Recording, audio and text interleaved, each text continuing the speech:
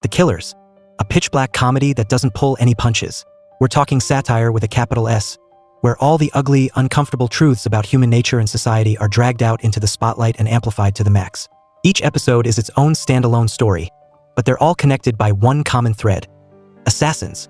We're talking everyone from bumbling, totally incompetent amateurs to stone-cold, seasoned pros.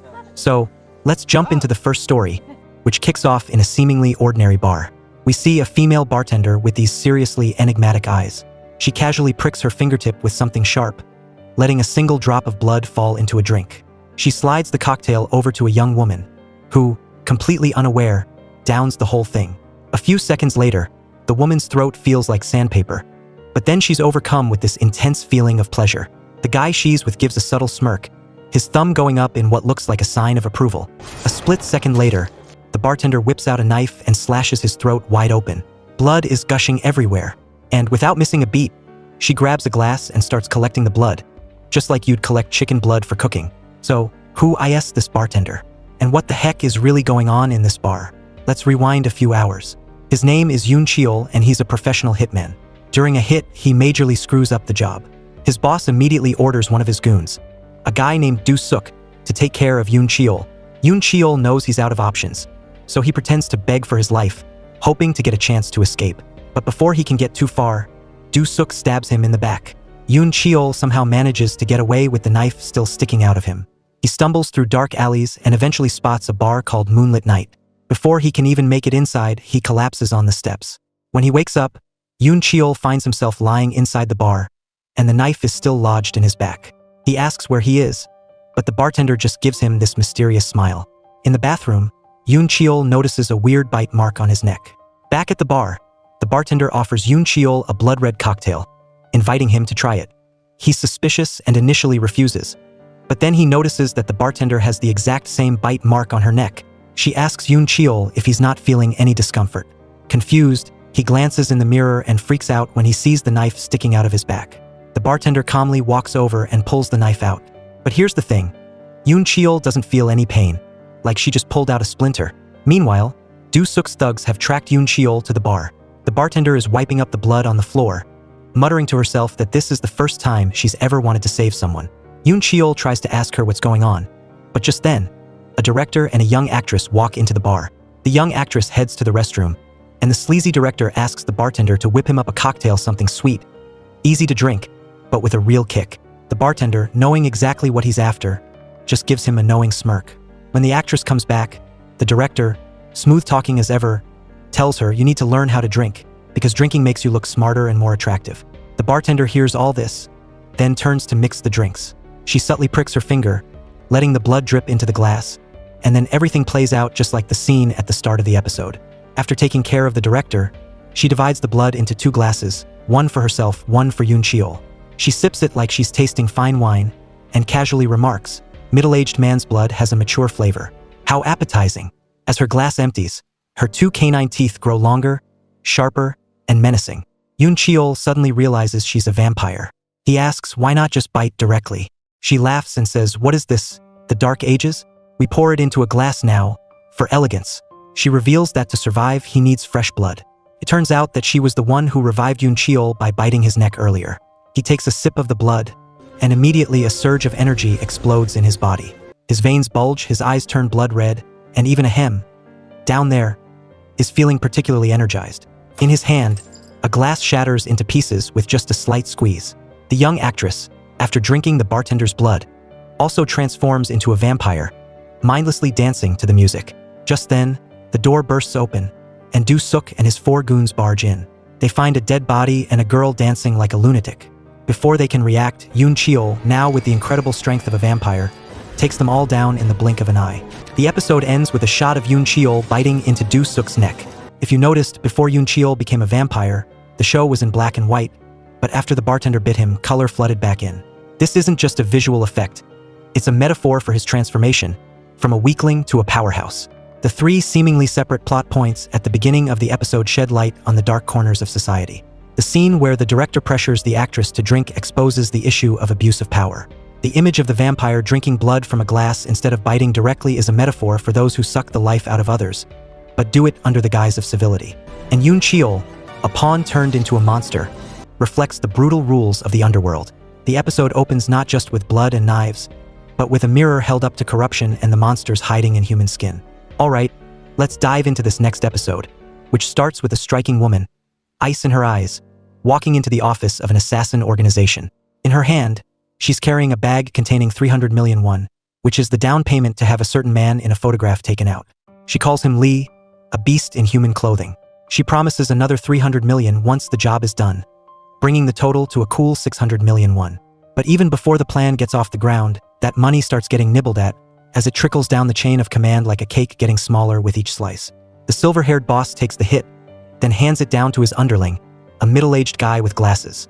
But suddenly, the down payment has shrunk from 300 million to 150 million, with the promise of another 150 million upon completion.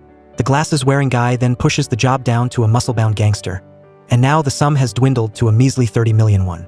You'd think the gangster would handle it himself, but he passes it on to a young pup, a college student named Kwon Soo. This time, the down payment is just 3 million won, with a promise of another 3 million when it's finished. So, from over 600 million won, it's now down to around 3 million. That's enough to make any self-respecting assassin feel seriously insulted. But Kwon Soo swallows his pride, not daring to talk back. Originally, the woman described the target as a Seoul University lecturer who drives an olive green Ferrari and always parks in Zone C of the outdoor parking lot. The target shows up during the weekdays, always in the same spot. But with each passing layer, the details get lost in translation, distorted, and exaggerated. The silver-haired boss hears that the target is a music professor at the university. By the time it gets to the glasses guy, the story has morphed into the client is a sobbing, desperate teenage girl begging for help, which leads the gangster to believe the target is a perverted professor who preys on children. When the information finally reaches Kwon Soo, the target's photograph has disappeared, leaving only a description of someone driving a green car, parked in the basement, with a smug, piece of garbage attitude. In front of his superior, Kwon Soo boldly promises to kill that evil professor, but in reality, he doesn't dare do it himself. So he recruits two friends, Seon Young, a quick-witted girl who gets 300,000 won for her efforts, and Jong Se, a chubby, slow-moving guy who has just had surgery but is desperate for cash to break into the entertainment industry. He gets a paltry 100,000 won. Of course, Jong Se has no idea he's getting paid so much less than Seon Young. But Seon Young complains that the money is ridiculously low, so Kwon Soo convinces her that the client scraped together all her savings to rid the world of this monster, and that this is an act of heroism, not about the money. So, finally, the three amateur hitmen set off, heading straight for the university's underground parking garage, which is clearly the wrong location based on the client's original description. They spot a green car and, convinced it's their targets, they hide and wait. A few minutes later, a woman shows up and opens the trunk. Without thinking, the three of them rush out and try to subdue her. But these three amateur assassins are like chickens with their heads cut off, a total mess. Jong Se gets slapped in the face on his still-healing surgery area, making him fall down in pain. Seon Young trips over Jong Se and also hits the deck. After a bit of a struggle, they finally manage to tie the woman up and shove her into their car, driving straight to the edge of the forest.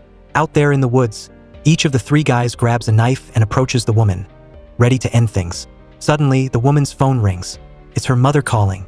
To avoid raising suspicion, the three of them are forced to answer it. Kwon Soo holds a knife to the woman's throat, threatening to kill her if she makes any sign of distress. Knowing this might be the last time she gets to talk to her mother, the woman says hesitantly, "I'm so happy to be your daughter. I'm sorry for all the times I made you sad. I hope you stay healthy and live a long life." The mother notices something odd in her daughter's voice and asks what's wrong, but the woman lies and says she's just a little emotional from watching a movie.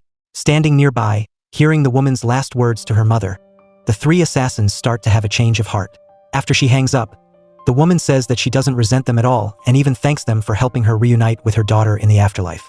Those words make the three of them even more hesitant, wondering if this woman is really the perverted professor that the client described. The woman then says that she's just a regular administrative worker, not a professor at all. To verify the information, Kwon Soo calls the university to check, but since it's the weekend, no one answers the phone. Thinking they might have made a mistake, the woman says that the target they're looking for is definitely the department head, the professor who indirectly caused her daughter's death by making her work weekends, embezzling funds, and trampling on others. Then, the woman makes a proposition. "Kill the department head, avenge my daughter's death, and I'll pay you 300 million won, that's the insurance money my daughter just left behind." Realizing what a sweet deal this is, the three of them immediately agree. A deal is struck, and a moment later, They hear a ting-ting sound as each of their accounts receives 100 million won. After that, the three of them untie her and even bow in apology. The woman drives off in her green car. The three assassins then stop by a church, praying for God to forgive them for everything that just happened. Think that this trio of amateur hitmen would take out the department head as the woman requested. But nope. Instead, they subcontract the job to a foreign worker for a ridiculously low price, 50,000 won. Because the amount was so low and violated minimum wage laws, the foreign worker reported it to the police. As a result, all three of them are arrested, and the woman is charged with inciting murder. In this episode, the vampires aren't sucking blood. They're sucking money, and that bite is deeper than any knife wound. From the initial 600 million won, it gets whittled down to 6 million through each layer, meaning the person actually carrying out the hit only receives 1% of the original amount, with the vast majority getting gobbled up by the higher-ups. This money-sucking in the story is used by the director as a metaphor for a corrupt system. Each intermediary layer is like a set of sharp jaws, biting off a chunk of the value, then spitting out mere scraps to the lowest rung. In this marketplace where lives are bought and sold, ethics are also priced dirt cheap, and the guise of ridding the world of evil becomes a mask for greed. Even more ironic is that the three amateur hitmen, after bowing in apology to their victim, go to church to pray, as if a few prayers can wash away their sins. And justice, in a sarcastic twist, only appears when a foreign worker is paid such a low wage that he's outraged and reports it. It's this over-the-top greed that ultimately breaks down the immoral chain. Okay, so the next episode kicks off one evening at a restaurant near the sea. A man walks into the small diner as usual. The owner of the diner is slumped in her chair, taking a nap. The man immediately starts looking her up and down, taking in her body. This man's name is Choi Won. For the past 2 weeks, he's been coming to this diner every night. Over time, something close to a friendly relationship has developed between them. The owner sees Choi Won as someone she can confide in, and he listens silently, sometimes sharing a drink with her, their eyes lingering for a little too long. The owner asks him curiously, "Who are you waiting for?" He just smiles, making up an excuse to go to the bathroom to avoid answering. In reality, Choi Won is a detective, and he and his subordinate are hunting a killer named Sang-woo. They've been tracking him for half a month without any progress. The only information they have is that he has a daffodil tattoo on his left shoulder. Other information, like his age and gender, is unknown. The detective's subordinate is getting impatient. How are we supposed to catch him if we don't know what he looks like? But Choi Won is convinced that Sang-woo will show up at this diner tonight. Just then, two guys in black cloaks walk into the restaurant. Detective Choi heads back in, and their eyes meet. The atmosphere in the diner is thick enough to cut with a knife, like a taut guitar string about to snap. The two guys in black cloaks ask the owner, "Was the man who just came back in a local? Does he have a tattoo on his left shoulder?" The owner replies that she doesn't know. He's just a regular customer, and they aren't close enough for him to be taking his shirt off in front of her. Detective Choi stays put, pretending to drink, straining his ears to hear every word. He starts to suspect that one of these two guys might actually be Sang-woo, his hand subtly reaching for the gun hidden in the back of his pants. But the two guys suspect him as well, shouting out the name Sang-woo to gauge his reaction. Seeing him remain calm, they invite him to their table for a drink. Outside, a local police officer is patrolling and sees Detective Choi's partner, Suk-young, sleeping in the car. The officer wakes him up to check his ID. Suk-young says he's a Seoul police officer, but the local officer demands to see his badge to verify it. Annoyed at being disturbed while trying to sleep, Suk-young, thinking he's got higher authority being a Seoul cop, slaps the local officer, then pulls out his police badge, saying he's on a secret mission. But the local officer is persistent, demanding to know the details of the mission to report to his superiors. Suk-young loses it, grabbing the local officer by the collar, ready to teach him a lesson. But before he can throw a punch, the local officer stabs him repeatedly in the stomach and steals his gun. Inside the diner, the conversation between the three reveals that they are all hunting Sang-woo. A mysterious organization has put up a huge bounty to take him out. The two guys in black cloaks reveal the secret that the target will appear before midnight. One of them glances at Choi Won, dropping a subtle hint. In response, Detective Choi immediately rolls up his sleeve, revealing his smooth, tattoo-free left shoulder.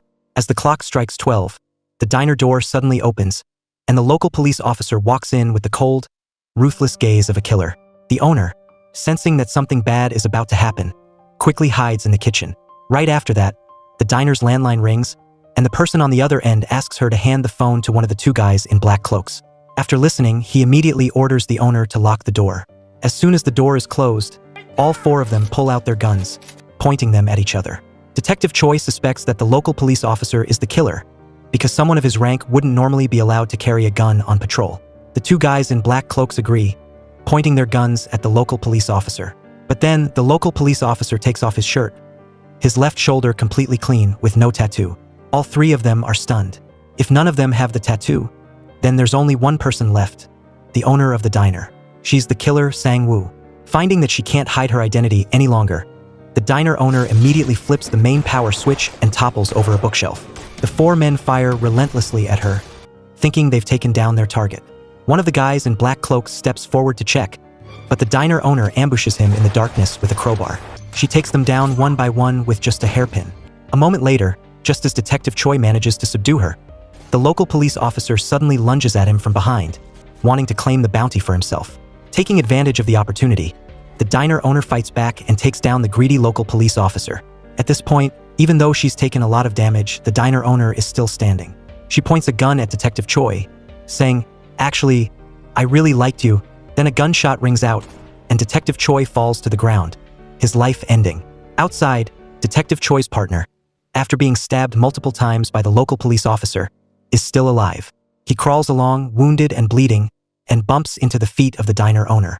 He's about to look up, but she says, "Don't look up. If you see my face, you're a dead man." A moment later, the diner door opens again, and the diner owner's mother walks in, her eyes scanning over the four corpses lying around and the bloody mess. Without a scream, without any panic, as if she's all too familiar with the smell of blood and this gruesome scene. The story ends there. This story in The Killers isn't just a battle of wits and bloodshed between hunters. It's a chilling metaphor for greed and the true nature of humanity. The film cleverly sets the scene in a seemingly simple location, a seaside diner, but turns it into a stage for schemes, suspicion, and betrayal. Each character enters with their own agenda, but they're all obsessed with the huge bounty. As night falls, the truth is gradually revealed. The person everyone is hunting is actually the closest, the most seemingly harmless. The film seems to remind us that sometimes danger doesn't lie in the outwardly scary people, but in those we trust. The final story in The Killers takes us back to South Korea in 1979, told in a silent film style, bathed in black and white with lots of hard-to-decipher metaphors and seemingly disconnected details, but with surprising connections hidden within. This is also the most challenging and confusing story, so get ready and focus your attention. Rumor has it that somewhere underground, there exists a city that's both real and not quite real, populated entirely by urban refugees, criminals, and illegal immigrants. This city is called Diaspora. Today is the 1000th anniversary of the founding of Diaspora. Inside the shop, the main character, Sunshine, is hanging balloons on the glass pane. Next to her are Melody, a woman who can't speak, and Smile, a man who can't smile. While the two are arguing about how to hang the banner, the door suddenly opens, and two strange customers walk in. They both wear identical sunglasses, long coats like cowboys from the Wild West, and military boots, looking like comedic actors who wandered onto the wrong set. Melody and Smile try to slip away, but they're called back. In Finley's shop, there's a glass pane that people call the hole, the only window for those living underground to see the outside world. Down here, day and night are indistinguishable. Only through the hole can you tell when it's light and when it's dark. For Smile, it's also like a movie screen where he silently dreams of sunlight and peaceful days. Suddenly, the two strange customers criticize Smile for not smiling while serving them, but he can't smile, so they punch him to the ground. Sunshine rushes to help him, and the two customers then force all three of them to stand in a row. They start talking about the new leader who's just taken power, uniting all the media to unify the people. They preach that to have a just society, people need to have a spirit of sacrifice, tightening their belts when hungry, and that's how world peace will be achieved. The two customers finally reveal the reason they're there. They're hitmen hired to kill someone who will arrive at exactly 6 o'clock. They're confident they know who the target is and promise that as long as the three people in the shop don't say anything or do anything, nothing will happen to them. With 10 minutes until 6 o'clock, Sunshine suddenly remembers that the clock is 10 minutes fast. She and the others try to stop the two from setting up an ambush, saying that today is the anniversary and many other customers will come, so if they don't know exactly who the target is, it'll be easy to kill innocent people by mistake. But the two still won't listen, still preparing to ambush. Sunshine is forced to say that the clock is 20 minutes fast. While the group is arguing, two other men suddenly appear on the stage, mumbling continuously, and then a bunch of virtual clowns enter the shop. Sunshine quickly explains that the anniversary is tomorrow, so the clowns finally leave. Time passes quickly, and it's almost 6 o'clock. The three of them decide to act first, almost getting discovered by the Hitman brothers. Sunshine tries to kick over their chairs, but she fails. Just as they're being held at gunpoint, the shop door bursts open, flooding the room with blinding white light, and a figure walks in. The hitmen are about to pull the trigger, but Sunshine immediately rushes to shield the person. A chaotic battle erupts, and Sunshine pushes a ping-pong table at them, the hitmen firing wildly. When the gunfire stops, the radio starts playing again, and the battle continues. Smile is accidentally hit, leaving only Sunshine and Melody to make a final attack, each facing off against one, fighting and dancing to the music. Finally, Sunshine delivers a series of punches, knocking them out. In the next second, the world suddenly bursts back into full color. In the shop, only a girl sits in a daze. A cloud appears above the hole, and she looks up at it for a long time. The meaning of the final story is a metaphor about society and people trapped in an underground world, a parallel world that exists but is denied, as if they are exiled in their homeland, living in confinement and constantly longing for light. The hole becomes a symbol of the desire to see the light, to dream of a better life, even knowing that hope is fragile. Why did the film choose 1979 as the setting? This was a time when South Korea was reeling in chaos. President Park Chung-hee was assassinated, power fell into the hands of the military, the media was restricted, and people were called upon to sacrifice for the country. The characters of the two hitmen reflect the control and manipulation of information by the government over the South Korean people during this period. The fact that the city in the film is named Diaspora is also no coincidence. Diaspora refers to communities forced to leave their homeland, scattered everywhere. In the film, it's an underground city, a metaphor for people pushed to the margins of society. The characters of Sunshine, Smile, and Melody represent the small individuals who still find ways to resist, even knowing that their chances of winning are slim. The shift in color at the end of the film suggests that hope still exists, but only flashes briefly, like a cloud drifting across the hole. This is a reminder that light doesn't come on its own. It needs to be fought for, and silence means letting the darkness continue to engulf. The Killers consists of 4 stories, 4 types of assassins, but they all share a common theme. When money, power, and greed lead the way, people can turn into monsters. After watching The Killers, perhaps the definition of a killer in everyone's eyes will no longer be as simple as before. A killer is not just the one holding the knife, but also those sitting high up, standing in the shadows, giving orders. They don't get their hands dirty with blood, but blood flows because of them. They are cold-blooded, invisible, and many times more terrifying.